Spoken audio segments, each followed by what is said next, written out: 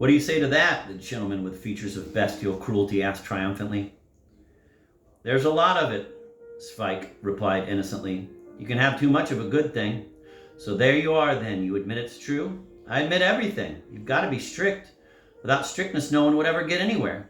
When I was in the army, shut your mug, shouted the police commissioner, and speak only when you're questioned. Do you understand? Of course I understand, said Sweik. Humbly report, I understand and am able to orientate myself in everything you are pleased to say, sir. Whom are you in contact with? My charwoman, Your Honor. And you don't have any friends in political circles here? Yes, I do, Your Honor. I subscribe to the afternoon edition of Narodni Politica, the bitch. Get out, the gentleman with the bestial appearance roared at Sweik. As they were leading him out of the office, Sweik said, Good night, Your Honor. Back in his cell, Sweik told all the detainees that this kind of interrogation was fun. They shout at you a bit and finally they kick you out. In the old days, continued Sweik, it used to be worse. I once read in a book how the accused had to walk on red-hot iron and drink molten lead to prove whether they were innocent or not, or else they put their legs into Spanish boots or strung them up on the ladder if they wouldn't confess, or they burnt their hips with a fireman's torch like they did to St. John of Nepomuk. They say that when they did it to him, he screamed like blue murder and didn't stop until they had thrown him from Aliska's bridge in a watertight sack. There were many cases like that, and even after that, they went and quartered the chap or stuck him on a stake somewhere near the museum. And if a chap like that was only thrown into a dungeon, he felt as if he were reborn. Nowadays, it's fun being locked up, Sweik continued with relish. There's no quartering, no Spanish boots. We've got bunks, a table, a bench. We're not all squashed together like sardines. We get soup. They give us bread and bring us a jug of water. We've got our latrines right under our snouts. You can see progress in everything. It's true that it's a bit far to the interrogation room. You've got to go along more than 3 corridors and up on the staircase. But on the other hand, it's clean and lively in the corridors. They bring one person here, another there, young, old, male, female. You can be glad that at least you're not alone here. Everyone goes his own sweet way, and no one need be afraid that in the office they'll tell him, well, we've considered your case and tomorrow you'll be quartered or burnt. The choice is up to you. That certainly wasn't an easy choice to make, and I think, gentlemen, that many of us at a time like that would be completely flummoxed by it. Yes, nowadays things have improved for our good. He had just finished his defense of the modern way of imprisoning citizens when a warder opened the door and shouted, Sweik, get dressed and come for interrogation.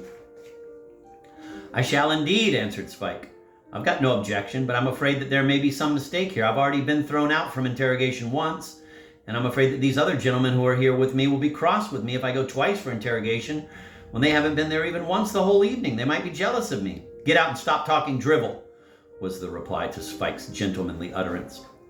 Sweik again found himself face to face with the gentleman of criminal type, who without beating about the bush asked him harshly and irrevocably, Do you confess to everything?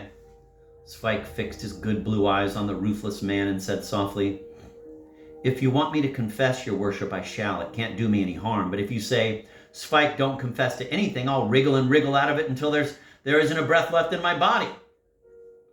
The severe gentleman wrote something on the documents and handing Sweik a pen, invited him to sign it. And Sweik signed Brett Schneider's deposition with the following addition. All the above-named accusations against me are founded on fact. Josef Sweik. When he had signed, he turned to the severe gentleman. Have I got to sign anything else, or am I to come back in the morning? In the morning, you'll be taken off to the criminal court, was the answer. At what time, your worship? So that I don't oversleep, for Christ's sake. Get out! For the second time that day, there was a roar from the other side of the table in front of which Sweik was standing. Returning to his new home behind bars, Sweik told the policeman who was escorting him, Everything here goes like a house on fire. As soon as the door closed behind him, his fellow prisoners deluged him with questions of all kinds, to which he replied clearly, I've just admitted that I might have murdered the Archduke Ferdinand.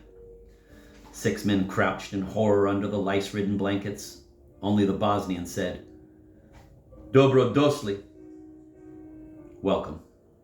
As he lay down on the bunk, Sweik said, It's stupid that we haven't got an alarm clock here. But in the morning he was woken up without an alarm clock, and at 6 o'clock sharp he was carried away to the criminal court in the Green Antony.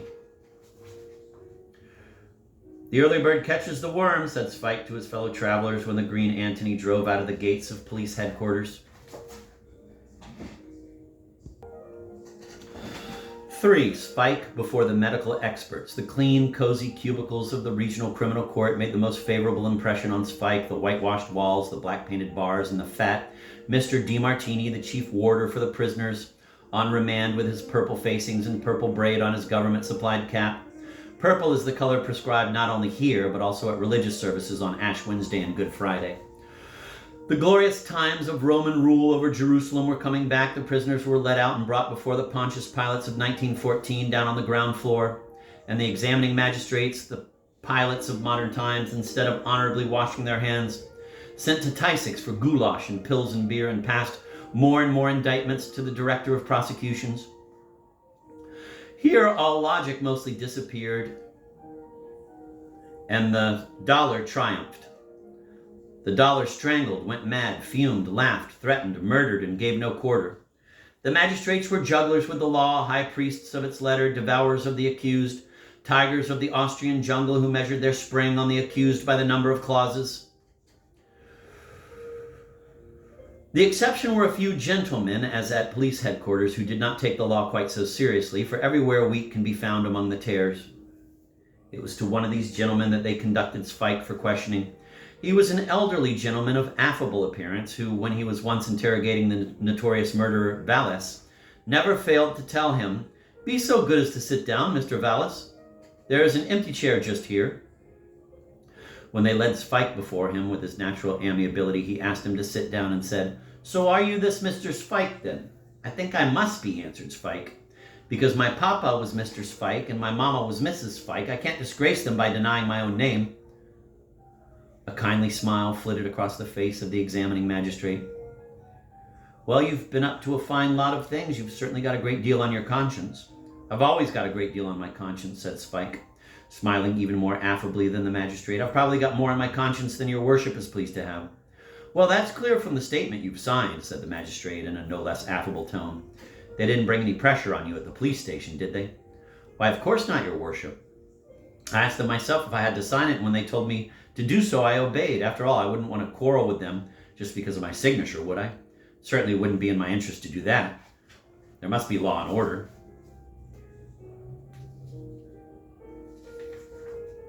"Do you feel completely well, Mr. Sweik?"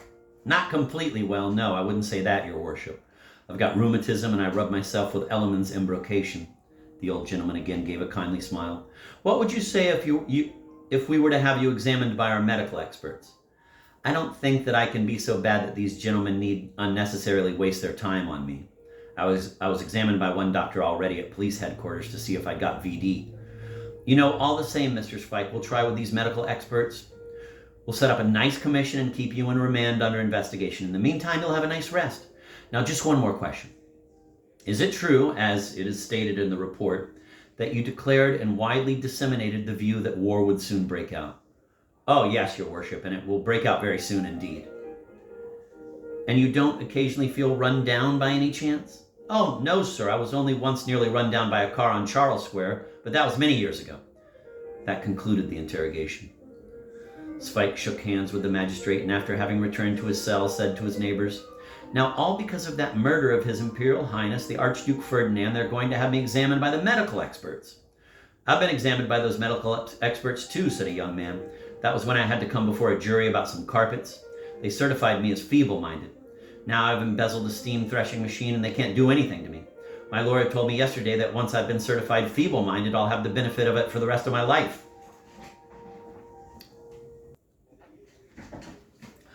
"I don't trust those medical experts at all," observed the man with the intelligent appearance. "Once when I forged some bills of exchange, I prepared myself for all eventualities and went to lectures by the psychiatrist Dr. Heverock. And when they caught me, I pretended to be a paralytic, exactly as Dr. Heverock had described one. I bit one of the medical experts on the commission in the leg, drank ink out of the ink pot, and relieved myself, if you'll pardon the expression, gentlemen, in the corner in the view of the whole commission. But because I bit one of them through the calf, they certified me as completely fit, and so I was done for." "I'm not a bit afraid of these gentlemen's examinations," said Sweik. "When I was in the army, a vet examined me, and it didn't turn out at all badly." "Medical experts are swine," the short man with a stoop broke in. "Not long ago, by chance, they dug up a skeleton in my meadow, and the medical experts said that it was murdered 40 years ago by some blunt object on the head. I'm 38 and I've been jailed, although I have my birth certificate, an extract from the parish register, and my identity card. I think that we should be fair about everything, said Sweik. After all, anybody can and must make a mistake the more he thinks about a thing. Medical experts are human beings, and human beings have their faults. Once in Nussel, just by the bridge across the Baltic, a gentleman came up to me in the night when I was coming back from Benzetu and hit me over the head with a knout. And when I was lying on the ground, he flashed his torch on me and said, "It's a mistake, it's not him." And he got so angry because he'd made a mistake that he hit me on the back again. It's only human nature that a chap should go on making mistakes until he dies. It's just like that gentleman who one night found a mad, half-frozen dog, took it home with him, and put it in his wife's bed. As soon as it had got warmed up, it bit the whole family and tore to pieces and devoured the baby in the cradle. Or I can give you an example of a mistake a Turner who lives in our house once made. He opened the chapel at Podoli with his key because he thought it was his kitchen, and lay down on the altar because he thought that he was home in bed. And then he pulled over himself some cloths with holy inscriptions and put the New Testament and other sacred books under his head to make it higher. In the morning he was found by the sexton, and when he came to himself, he told him quite good-humoredly that it was only a little mistake. "A nice little mistake," said the sexton, "when all because of it we shall have to have the church reconsecrated." After that, the Turner came before the medical experts, and they proved to him that he had been completely sensible and sober, because if he had been tight, they said, he wouldn't have been able to fit the key into the lock of the chapel door. Afterwards, that Turner died in Pancratch. I can also give you another example of how a police dog at Cladno made a mistake. It was an Alsatian which belonged to the famous cavalry Captain Rotter. Captain Rotter bred these dogs and experimented with them on tramps until all the tramps began to avoid the district of Cladno. And so he gave orders that the gendarmes must bring in some suspicious individual without fail. Well, once they brought him a quite respectably dressed man, whom they'd found in the forest of Laney sitting on a tree stump. The captain at once had a piece of his coattails cut off and given to his police dogs to sniff. And then they took the man away to a brickworks behind the town and set their trained dogs onto his tracks. The dogs found him and brought him back again. Then the man had to climb up a ladder to a loft, leap over a wall, and jump into a lake with the dogs after him.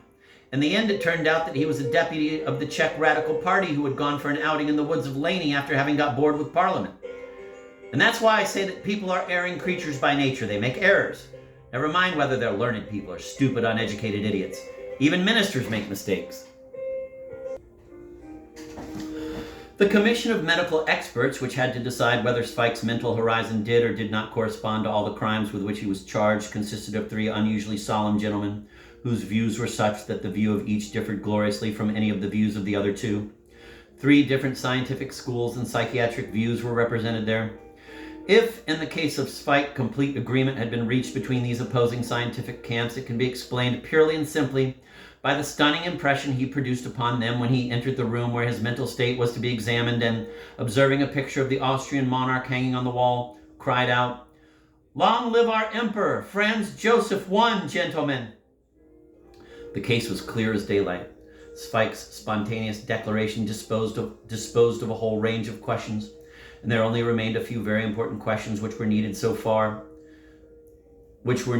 that from Sweik's answers the initial opinion of him could be confirmed according to the system of the psychiatrist Dr. Kallerson, Dr. Heverock, and the Englishman Viking. "Is radium heavier than lead?" "Please, sir, I haven't weighed it," answered Sweik with his sweet smile. "Do you believe in the end of the world?" "I'd have to see that end first," Sweik answered nonchalantly. "But certainly I shan't see it tomorrow." "Would you know how to calculate the diameter of the globe?" "No, I'm afraid I wouldn't," answered Sweik, "but I'd like to ask you a riddle myself, gentlemen. Take a 3-storied house with 8 windows on each floor. On the roof there are 2 dormer windows and 2 chimneys. On every floor there are 2 tenants. And now tell me, gentlemen, in which year the house porter's grandmother died?" The medical experts exchanged knowing looks, but nevertheless one of them asked this further question. "You don't know the maximum depth of the Pacific Ocean?" "No, please, sir, I don't," was the answer. "But I think that it must be definitely deeper than the Vltava, below the rock of Weissenrad."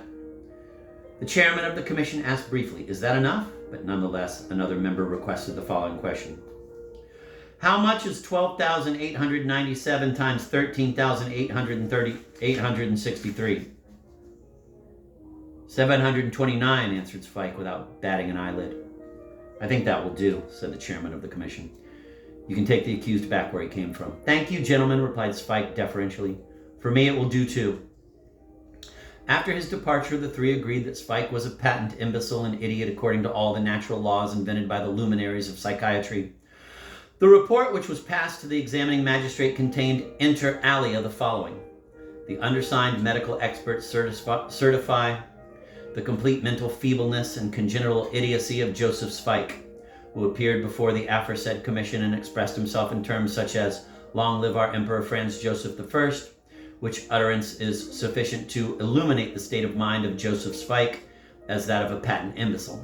The undersigned commission accordingly recommends 1. That the investigation of Joseph Sweik be quashed, 2. That Joseph Sweik be sent to a psychiatrical clinic for observation to establish how far his mental state is a danger to his surroundings. While this report was being compiled, Sweik was telling his fellow prisoners they didn't care a hoot about Ferdinand, but talked to me about even stupider nonsense. Finally, we agreed that what we talked about was quite enough for us, and we parted. I don't believe anyone, observed the short man with a stoop, on whose meadow a skeleton happened to have been dug up. They're all of them a gang of crooks. There have to be crooks in this world too, said Sweik, lying down on his straw mattress. If everyone were honest with each other, they'd soon start punching each other's noses. 4. Sweik thrown out of the lunatic asylum. When Sweik subsequently described life in the lunatic asylum, he did so in exceptionally eulogistic terms. I really don't know why those loonies get so angry when they're kept there. You can crawl naked on the floor, howl like a jackal, rage and bite. If anyone did this anywhere on the promenade, people would be astonished, but there it's the most common or garden thing to do. There's a freedom there which not even socialists have ever dreamed of. The chap can pass himself off as God Almighty, the Virgin Mary, the Pope, the King of England, His Imperial Majesty, or Saint Wenceslas. Although the chap who said he was Saint Wenceslas was tied up naked all day long and lay in solitary confinement. There was also a chap who shouted out that he was the Archbishop, but all he did was to eat. If you'll pardon the expression, do something else which rhymes with it, excrete. But no one's ashamed of doing that there. One chap even pretended to be Saint Cyril and Saint Methodius just to get a double portion. And there was one gentleman there who was pregnant and invited everyone to the christening. There were many people shut up there who were chess players, politicians, fishermen and scouts, stamp collectors and amateur photographers. One person was there because of some old pots which he called funerary urns. One was in a straitjacket all the time so that he shouldn't be able to calculate when the world would come to an end. And I also met a certain number of professors there. One of them used to follow me about all the time and expatiate on how the cradle of the gypsy race was in the Krokonos. And the other explained to me that inside the globe there was another globe much bigger than the outer one. Everyone there could say exactly what he pleased and what was on the tip of his tongue, just as if he was in Parliament. Sometimes they used to tell each other fairy stories and started fighting when something very bad happened to a princess. The wildest of them all was a gentleman who pretended to be the 16th volume of Otto's encyclopedia and asked everybody to open him and to find the entry, quote, cardboard box stapling machine, end of quote. Otherwise he would be done for. He only quietened down when they put him in a straitjacket. Then he was happy because he thought he had got into a bookbinder's press and begged to be given a modern trim. It was really like living in paradise there. You could kick up a row, fight, sing, cry, bleat, yell, jump, say your prayers, turn somersaults, crawl on all fours, hop, run about, dance, skip, squat all day on your haunches and climb up the walls. No one would come to you and tell you, "You mustn't do that, sir. It's not decent. You should be ashamed of yourself. Aren't you properly brought up?" It's true, however, that there are loonies there who are quite quiet. There was one well-brought-up inventor, for instance, who continually picked his nose and said only once a day, "I've just discovered electricity." As I say, it was very pleasant there, and those few days which I spent in the lunatic asylum are among the loveliest hours of my life. And indeed, the very welcome which awaited Sweik in the asylum when they had taken him away from the criminal court and brought him there for observation surpassed his expectations.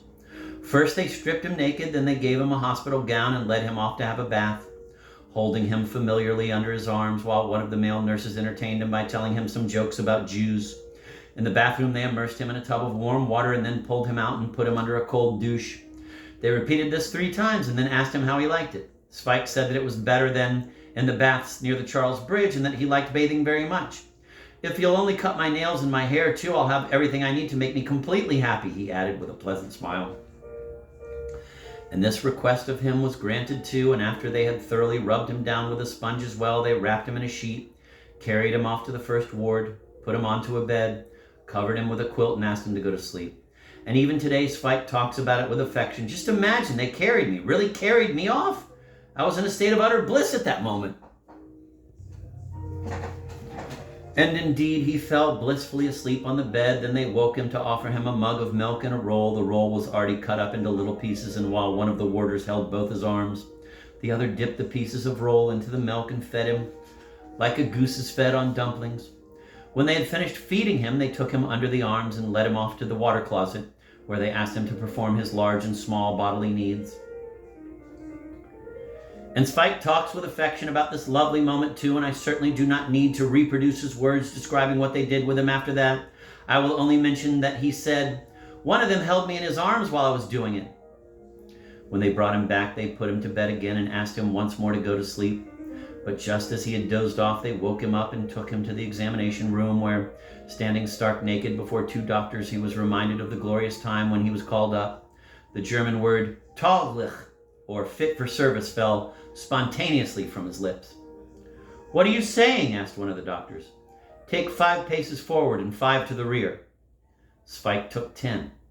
"But I told you to take 5, said the doctor. "A few paces more or less are all the same to me," said Sweik. After that, the doctors asked him to sit down on a chair, and one of them tapped him on the knee. Then he said to the other doctor that the reflexes were perfectly correct, whereupon the other shook his head and began to tap Sweik's knee himself, while the first doctor opened wide Sweik's eyelids and examined his pupils. After that, they went away to a table and let fall 1 or 2 expressions in Latin. "Listen, can you sing?" one of them asked Sweik. "Would you please sing us a song?" "With pleasure, gentlemen," Sweik answered. "I haven't any voice or musical ear, you know, but I'll have a shot. I'll do it to please you, if you want to be amused." And Sweik struck up.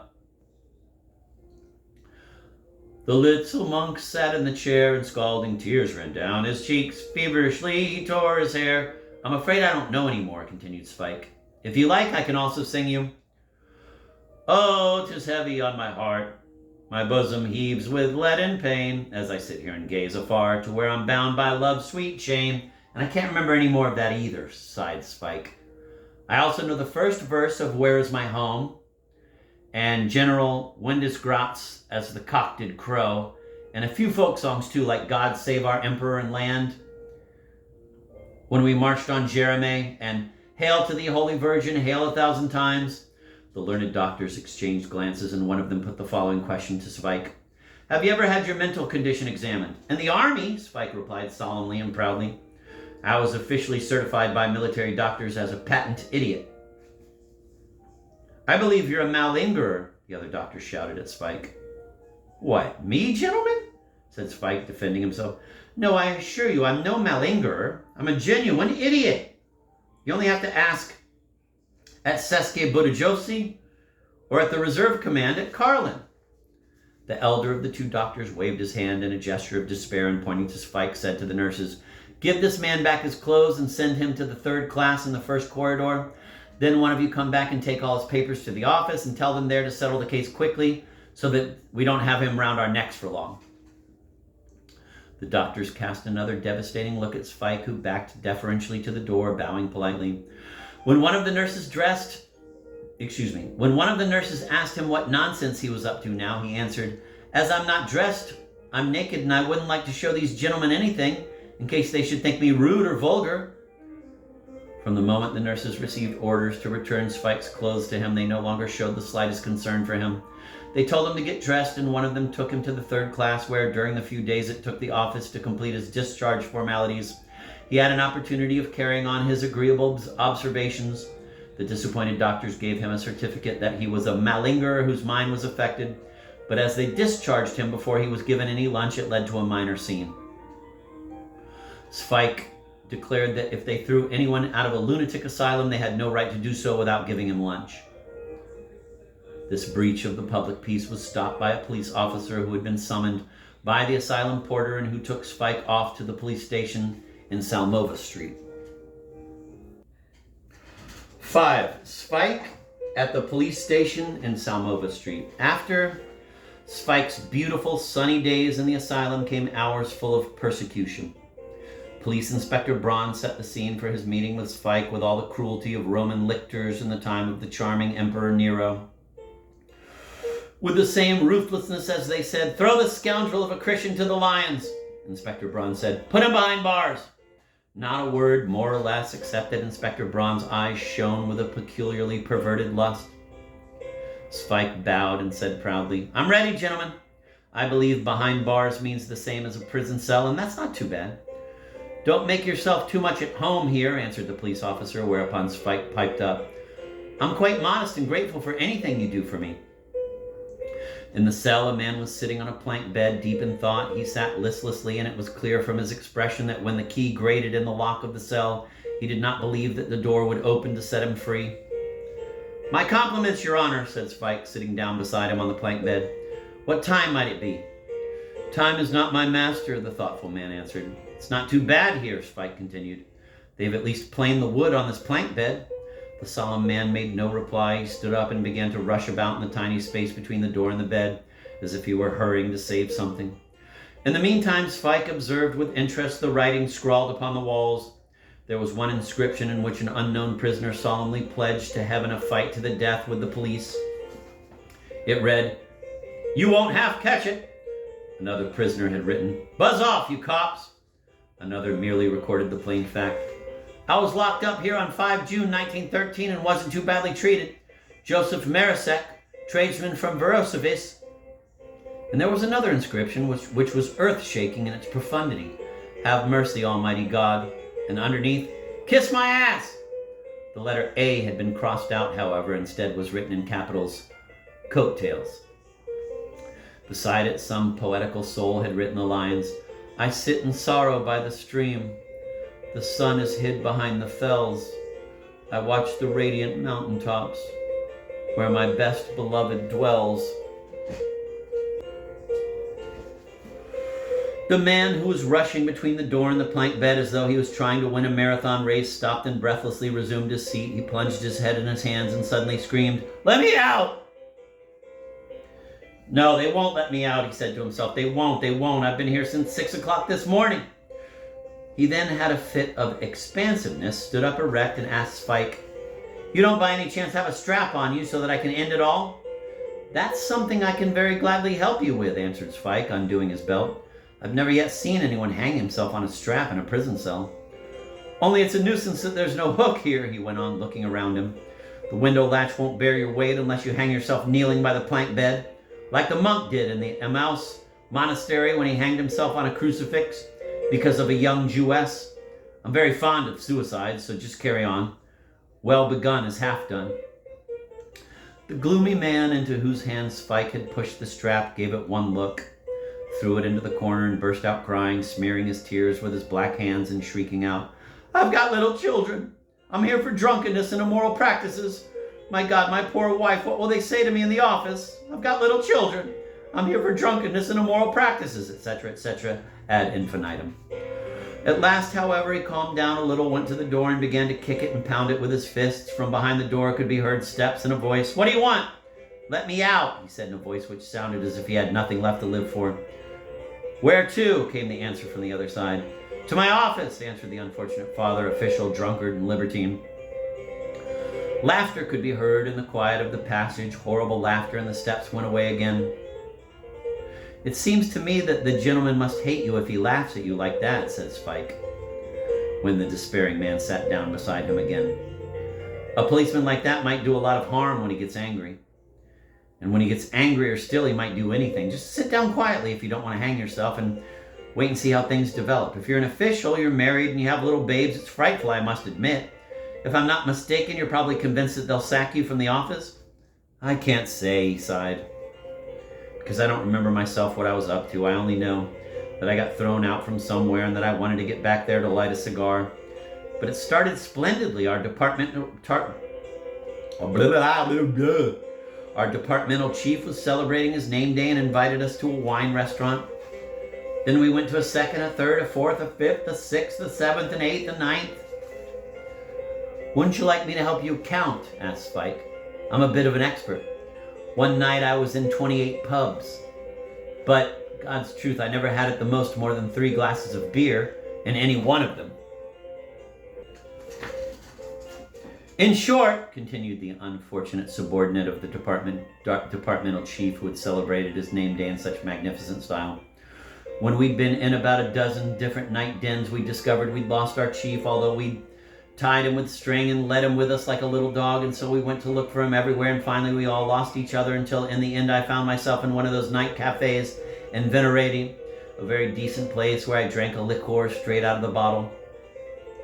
What I did afterwards I can't remember. I only know that when they brought me to the police station here, 2 policemen reported that I was drunk, had been behaving immorally, had hit a lady, taken down somebody else's hat from the peg and cut it in shreds with my penknife, chased away the ladies' orchestra, accused the head waiter in front of everyone of stealing 20 crowns, smashed the marble slab at the table where I was sitting and intentionally spat into the black coffee of a stranger at the next table.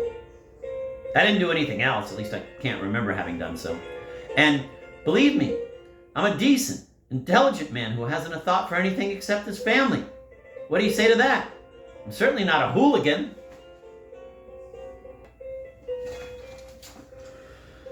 Sweik made no reply but asked with interest, "Did you have much trouble smashing that marble slab, or did you do it at one go?" "At one go," answered the intelligent gentleman. "Then you're for it," said Sweik pensively. "They'll prove to you that you coached yourself for it with intensive training. And that stranger's coffee which you spat into, was it with rum or not?" And without waiting for an answer, he explained, "If it was with rum, then it'll be worse for you because it's more expensive. In the court, they reckon up every item and add them together so that it amounts at least to a crime. In the court," the conscientious paterfamilias whispered dejectedly, and, hanging his head, lapsed into that unpleasant state in which a man is devoured by the reproaches of his conscience. "And do they know at home that you're in jail?" Sweik asked. "Or will they wait till it's in the paper?" "Do you think it'll be in the paper?" was the naive question of the victim of the name day party of his departmental chief.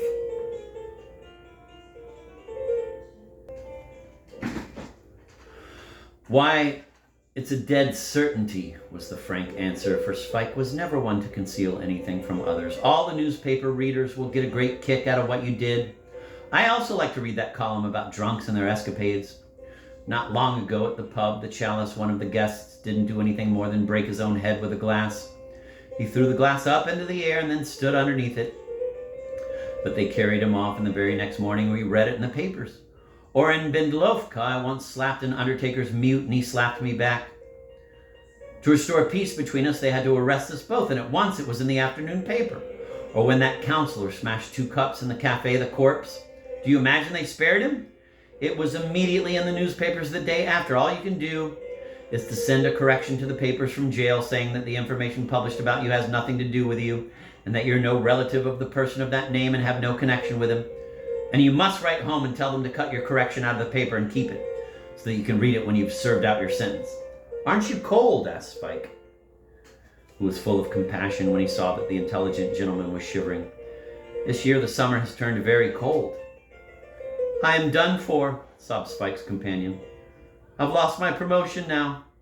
"You certainly have," Sweik agreed readily, "and if they don't take you back into the office after you've served out your sentence, I don't know whether you'll find another job so quickly. Because anyone at all you wanted to work for, even if it was a Skinner, would require from you a certificate of good conduct. No, a moment of debauchery like what you've indulged in costs you dear. And will your wife and children have anything to live on while you're sitting in jail? Or will she have to go and beg and teach the babes all sorts of vices?" A sob could be heard. "My poor little babes! My poor wife!" The conscienceless penitent stood up and started talking about his babes. He had 5. The eldest was 12 and was one of those scouts. He only drank water and ought to have been an example to his father, who had misbehaved like this for the first time in his life. "A scout!" exclaimed Sweik. "I like hearing about those scouts. Once in Midloveri near Zliv, district Hlubka, police district Seski Bedajovis, just when we of the 91st were doing our training, the peasants from the neighborhood started a hunt for scouts who were swarming in the parish wood. They caught 3 of them. When they tied up the smallest of them, he moaned, squealed, and wailed so much that we hardened soldiers could not bear the sight of it and thought it better to clear off. While these 3 scouts were being tied up, they bit 8 peasants. Afterwards, under the torture of the birch, they confessed before the mayor that there wasn't a single meadow in the region they hadn't flattened out while they lay sunbathing. And then again they said that it was only by pure accident that the field of standing corn near Aziz burnt down. It was just before the harvest, and they only happened to be roasting a deer on a spit in the middle of it, one they'd stalked and killed with their knives in the parish wood. In their hideout in the wood were found more than 100 weight of gnawed bones of poultry and game, an enormous quantity of cherry stones, heaps of cores of unripe apples and other good things. The scout's poor father was not to be comforted, however. "What have I done?" he wailed. "My reputation is ruined." "It certainly is," said Sweik with his characteristic frankness. After all you've done, your reputation will certainly be ruined for life. When your friends have read all about it in the newspapers, they'll certainly add something to it of their own. They always do that, but don't be worried about it. There are 10 times more people in the world with blemished reputations than there are with unblemished ones. That's just a very unimportant trifle.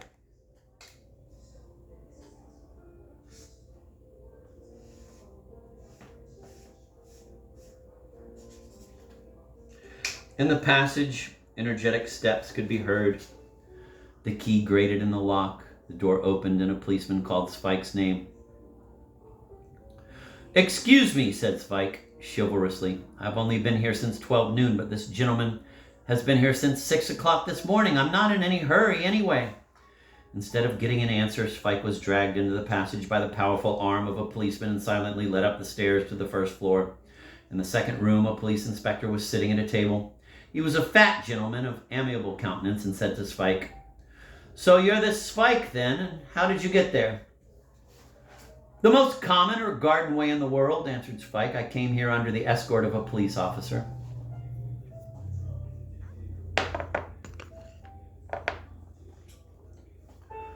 "Because I wasn't going to put up with them throwing me out of the lunatic asylum without any lunch. It was as though they took me for a kicked out whore."